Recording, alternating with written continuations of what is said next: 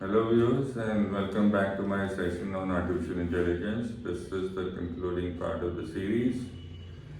So I think today we are going to talk something that is very different from our medical field as such, because this will involve certain applications like Python and anaconda and certain terminology that might we are not familiar with all this during the past all these years of medical life. So it might be a little different to us, but I anyway I was just wondering, why do they have this names like Python and anaconda when they could have a company like Apple?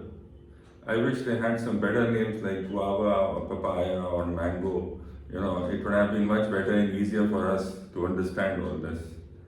Never mind.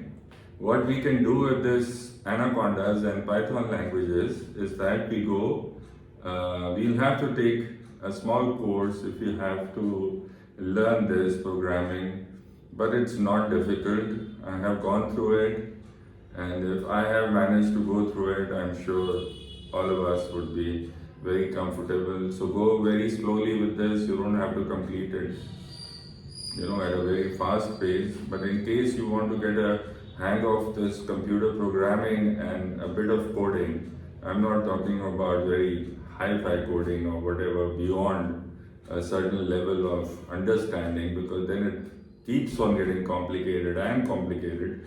But the basic codes in which we can make our own kind of a model, a classification model that helps us understand, and even to a certain extent all of us in our clinic, in our setups, can also work with that if we have sufficient data and we have trained our model to a larger extent.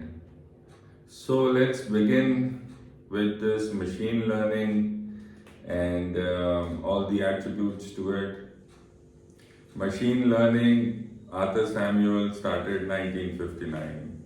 And this is how we teach something to a machine and the machine understands to work with it. There are certain aspects to it, like you have to train the machine, and then you have to fine tune it, and then you have to leave it. You have to test it and then leave it for the machine to predict the outcome for you. So it is in this sequence that we have. And machine learning, you have like types of learning in machine learning. You have a supervised learning in which you have a labeled data, and then you have unsupervised learning in which there is no labeled data, you don't have any label to it. And then there is reinforcement learning. So when you don't have any label to it, that as in unsupervised data, then obviously the computer has to learn on its own to bring out an output for you.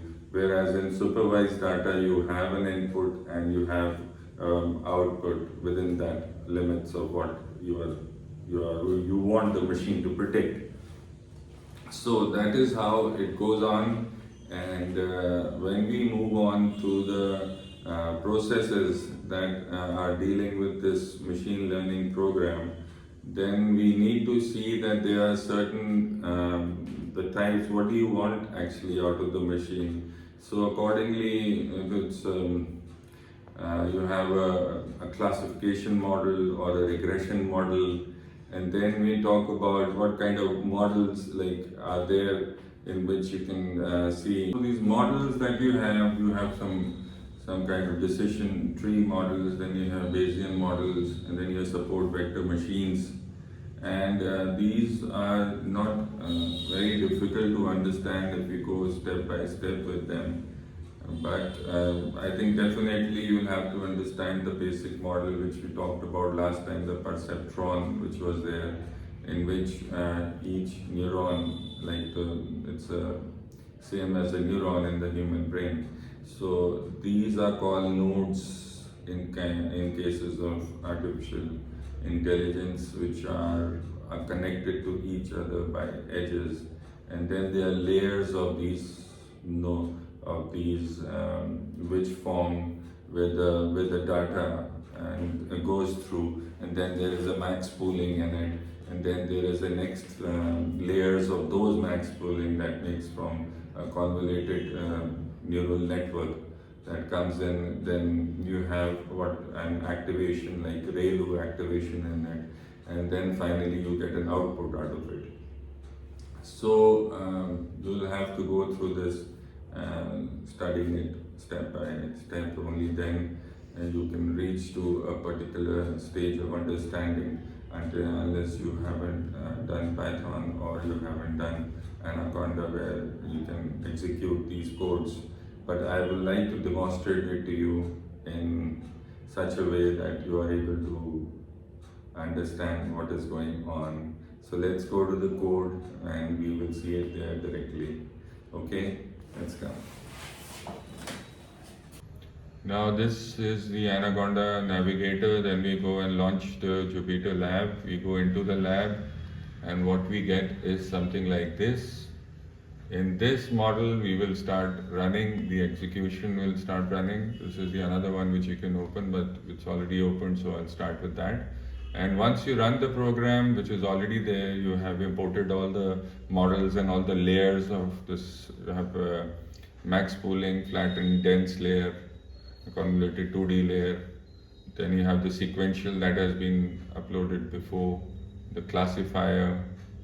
And then if you go down, you start to train the model. Then once you have trained the model, then you have to test the model.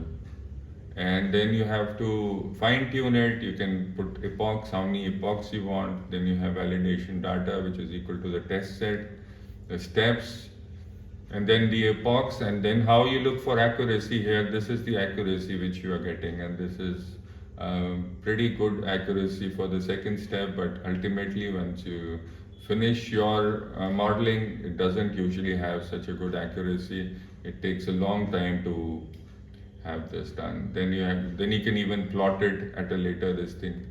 And finally what you can do is you have an image. You have a test image here. And when you see the test image, you load the test image.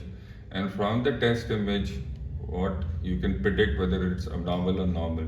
Now we don't know the person. We don't know what is the image that is going inside the computer, but the computer knows now without us, because it has trained itself. So it doesn't have us to tell it that you have to say that this is abnormal. The model, what the machine learning has done is made the computer independent to give out a result that this is a abnormal X-ray. So in a setting in which you have thousands and thousands of X-rays being done in a specialty hospital or in a government hospital where there are about 1,000, 2,000 patients.